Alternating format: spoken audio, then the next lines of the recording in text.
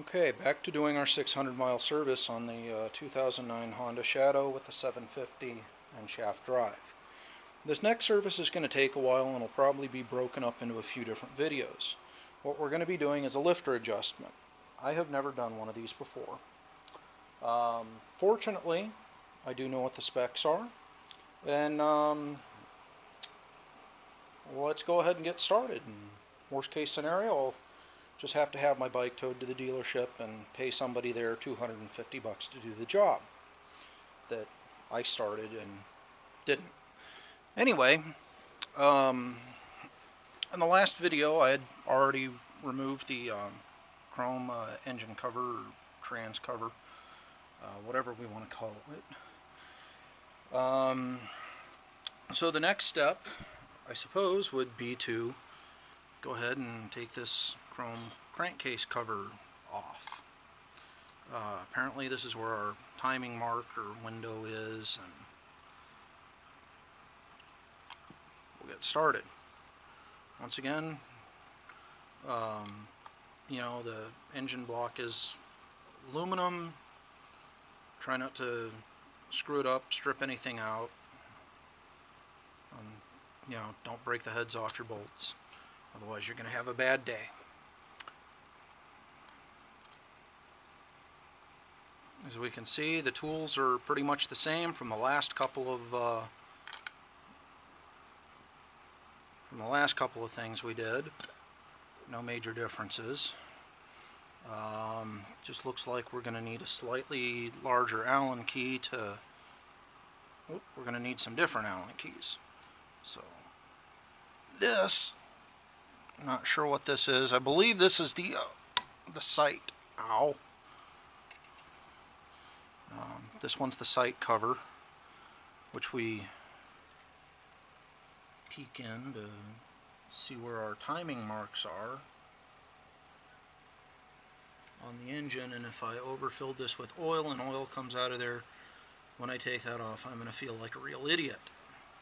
Oh well, won't be the first time, won't be the last. Anyway, the next couple of things we need to do: get the fuel tank off.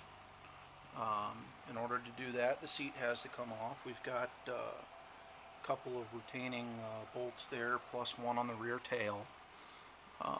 We've got some just snap rings on the fuel petcock.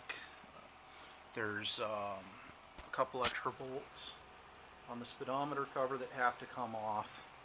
And on the other side of the tank, right about here, but on the other side of the tank, let me just go over there. We've got the vent, this vent hose here, which takes care of some of the overflow issues. Anyway, I'm going to go ahead and get started on the seat removal and get the speedometer taken off,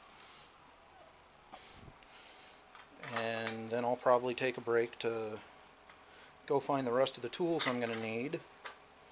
But as we can see, this thing's just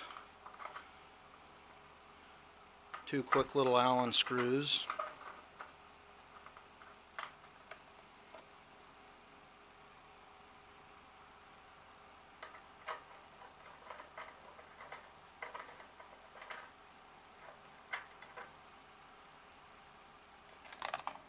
And then hooray, we're free. Now I've heard some people say that the clip for this thing tends to break easily, so what a lot of people do, I guess, is just kind of flop this thing out of the way and just set it right there like so. So that's what I'm going to do. Anyway, next step, seat removal.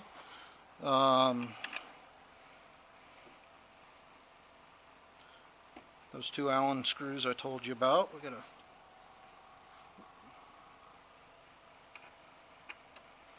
take those off. There we go.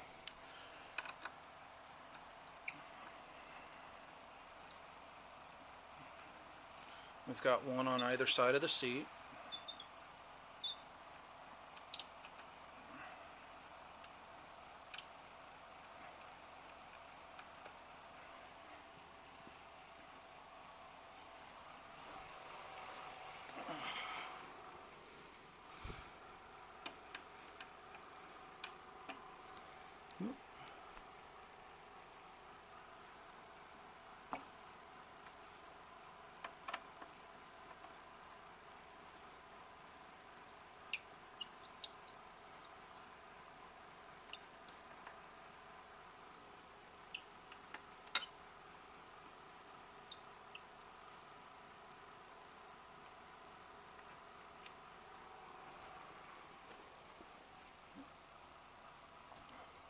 keep all our parts together and somewhat organized.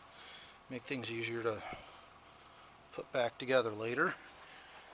And then the special tool wrench that came with the bike, or if you want to go find your own tools, just takes this third little bolt right off of the tail housing here.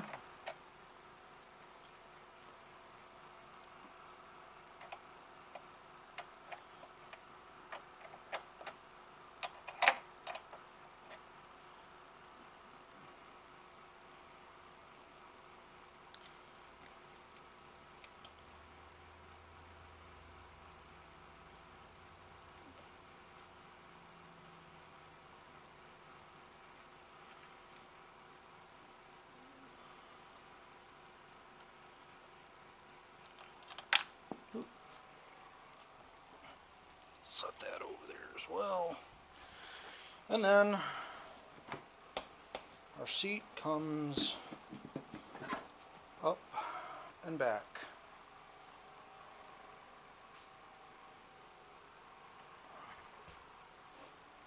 Fairly easy.